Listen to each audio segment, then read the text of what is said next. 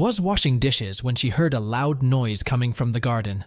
She peeked through the window and saw her son Max standing in the garden with a baby. She froze for a moment. She ran out and asked him how on earth did he get a baby. He hesitated to speak for a moment that said, "I'm sorry, I had to." Sarah didn't know that this would turn their whole life upside down. Sarah immediately called the police, hoping to track down the baby's parents. But the police failed to see the urgency of the situation. They took the baby with them and told Sarah that they would be in touch. But Sarah knew she would never hear from them again. She had to solve this mystery on her own. Sarah couldn't shake the feeling that there was more to the story. Who would just randomly hand a baby over to an 8-year-old? So she took matters into her own hands. But Sarah later wished she had never gotten involved in this mess, because this baby didn't belong to just anybody. Sarah's investigation eventually got her the needed answers, but it wasn't without a cost, because she had brought herself and her son Max into a lot of danger to get those answers. But who left the baby with Max? What will Sarah discover with her investigation? And what will happen to the baby after all of this? Sarah had just returned home from running errands when she heard a knock at the door. She wasn't expecting anyone, so she hesitated for a moment before opening it.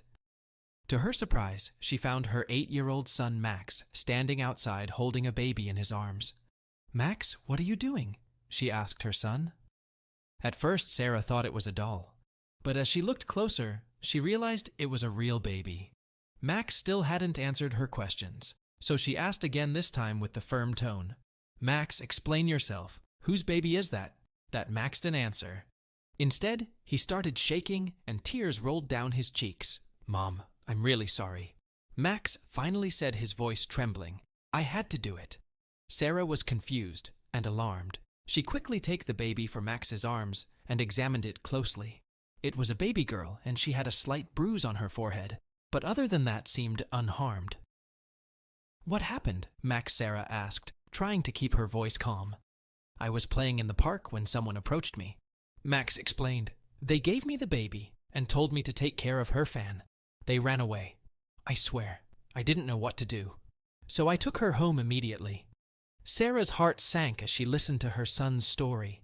She knew how dangerous it was for a child to be entrusted with the baby, and she couldn't believe that someone would do such a thing. "We need to call the police, Max." Sarah said, her mind racing. "This is very serious." Together, they called the police and waited for them to arrive. Meanwhile, Sarah tended to the baby, trying to comfort her as best as she could. Finally, after an hour or so, the police arrived. They take the baby and Max a statement, promising to find out who had left a baby with him.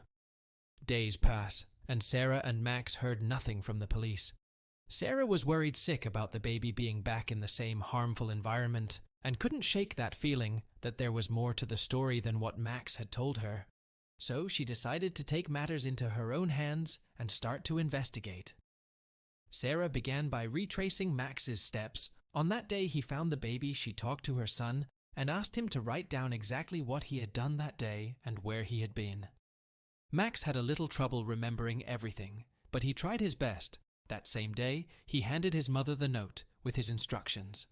As soon as Max gave his mother the note, she came into action. She told her son to stay home until she got back. This seemed like a harmless situation, but it could quickly escalate. Max hesitantly agreed. He really wanted to help his mother, but he understood the danger of the situation. The next day, Sarah headed over to the park with a note in her pocket. She walked that exact same route Max had walked that fateful day, but she noticed nothing suspicious. When she arrived at the park, she sat down on a bench and observed her surroundings for a while. After failing to find anything suspicious, by observing, Sarah thought it was time to switch her tactics. So she started talking to some people in the park and looked for any clues that might lead her to the mysterious people who had given Max the baby, but nothing seemed to work. Even she visited nearby hospitals and clinics hoping to find someone who had been looking for a missing baby. But sadly, she still had no clue about who the parents were. This went on for a few days, and people started to recognize Sarah in the park. And suddenly, Sarah got a break. One morning, Sarah received an anonymous tip. Someone had left a little note taped to her front door. Sarah quickly took that note inside and read it in the safety of her own home. To note read as follows. Every Wednesday, a lady sits in the same spot in the park and just watch his children. Sarah was ecstatic. And as lucky as she was, that day was Wednesday. So Sarah immediately headed over to the park. She brought Max with her, hoping he would recognize the lady. Max went out to play with her friends, while Sarah sat down on a bench, keeping her eyes open for a lady with her children. And lo and behold, after 30 minutes, a lady with oversized sunglasses sat down on a park bench. She was all alone and had no children with her. Sarah kept an eye on the lady the whole day, and the note was right. All she did was watch the children strange, Sarah thought. Suddenly the lady stood up and left the park. Sarah quietly grabbed Max, and together they followed the lady. After following her for a few miles, they arrived at a rundown apartment building on the outskirts of the town. Sarah had to be very careful, so she parked her car across the street from the building. "Max, I needed to stay in the car while I go inside," Sarah said in a firm voice. "But Mom, I want to help," Max protested. "I know, honey, but it's not safe."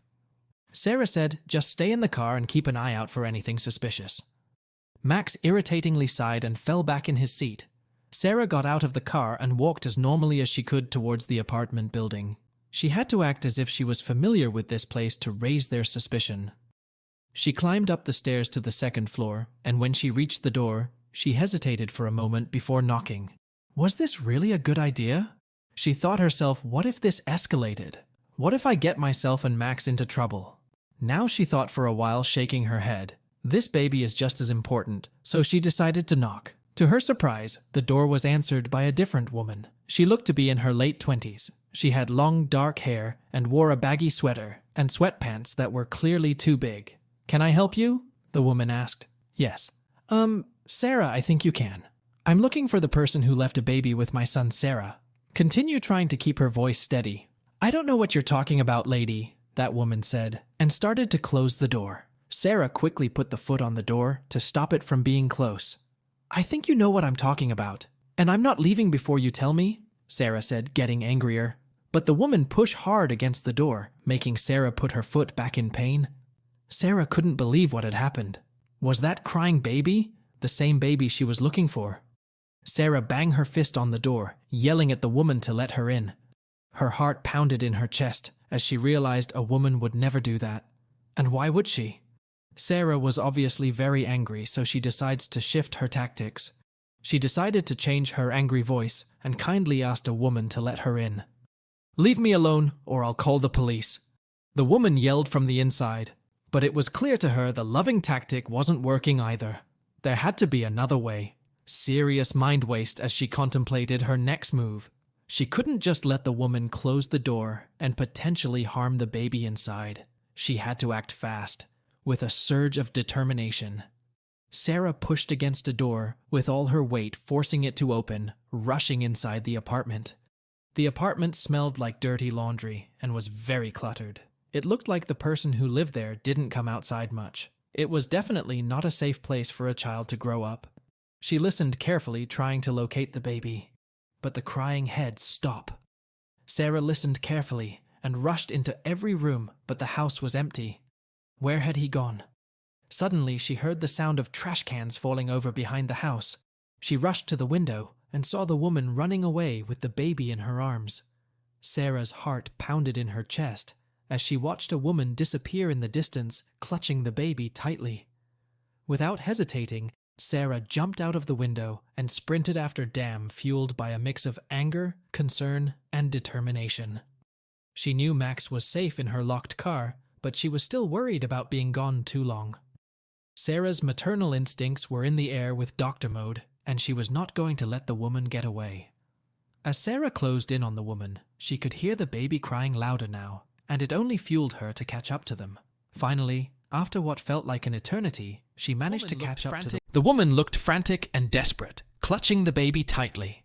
"Please give me the baby," Sarah said, while holding her arms out. She looked concerned at the woman. Not sure what she should do next. She already ran once, so she might try it again. "Please, I can help, just give me the baby." Sarah tried again, but the woman looked nervous. She stuttered, trying to come up with an explanation. But Sarah wasn't buying it. She demanded that the woman handled with the baby immediately. Jurors trimmed down the woman's face as she reluctantly handed over the baby to Sarah. Sarah cradled the baby in her arms, relieved to have the child. Back in our care, the baby looked fairly unharmed, who was clearly distressed from the ordeal. Sarah's anger softened as she looked at the woman who's sobbing uncontrollably. Sarah realized that there was something else going on with the woman. She told Sarah she was the baby's mother, but she had been struggling with postpartum depression. She was unable to provide the love and care the baby needed, and had recently reached a breaking point and didn't know what else to do. So she left the baby with Sarah's son Max, hoping that he would be taking care of Sarah's heart when asked a woman she could greatly empathize with the challenges of motherhood and the toll that postpartum depression could take on a person's mental health. Despite her initial anger, Sarah realized that this woman was not a real threat, but someone who needed real help. She assured the woman that she would not report her to the authorities and would help her get the assistance she needed. The woman was hesitant at first, but Sarah's kind words and genuine concern touched her deeply. Eventually, she opened up to Sarah, sharing her struggles and fears. Sarah listened attentively, offering words of encouragement and understanding. As they sat in the alleyway, the baby in Sarah's arms and the woman pour out her heart to Sarah. She revealed that she had been feeling very overwhelmed and isolated after the birth of her daughter and didn't know how to ask for help. She had heard about Sarah's kindness and reputation in the community, and in her desperation, she had made the impulsive decision to leave the baby with Max, hoping she would be safe and cared for. Sarah reassured the woman that she understood her reasoning and that she was not alone. She encouraged her to seek professional help for her postpartum depression and offered to connect her with local resources, the exchange contact information, and Sarah promised to follow up and provide assistance in any way that she could, with a situation that fused cirrhotic. To baby back to her car, Max was relieved to see his mother, and the baby and Sarah explained what had happened. Max, who had been worried about the baby, was understanding and compassionate. He offered to help take care of the baby and support Sarah in any way he could. They drove home together and made a stop at a baby store. There they stocked up on everything that they needed. Sarah had made a significant connection with the baby that was determined to give her the best care possible. Over the next few days, Sarah and Max worked together to care for the baby. They formed a bond with a child who they named Emily. Sarah reached out to the woman regularly, checking on her and helping her navigate the process of seeking professional help for her postpartum depression. But Sarah's support the woman began to receive the medical care and therapy she needed and slowly started to recover. As time passed, Sarah and Max grew attached to Emily. They began considering adopting her. They knew that the woman was still struggling and might be unable to provide Emily a stable and nurturing environment. So Sarah scheduled a meeting with Emily's biological mother. She asked her how she was doing and sought the right time to ask the important question. "We've been thinking," Sarah began. "We would like to adopt Emily for good." It stayed silent on the other end, but the mother eventually agreed. The mother realized it was the best decision for her daughter. To adoption process was not easy.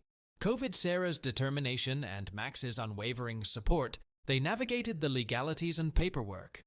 Finally, Emily officially became Sarah's daughter, and they were overjoyed to welcome her and to their family.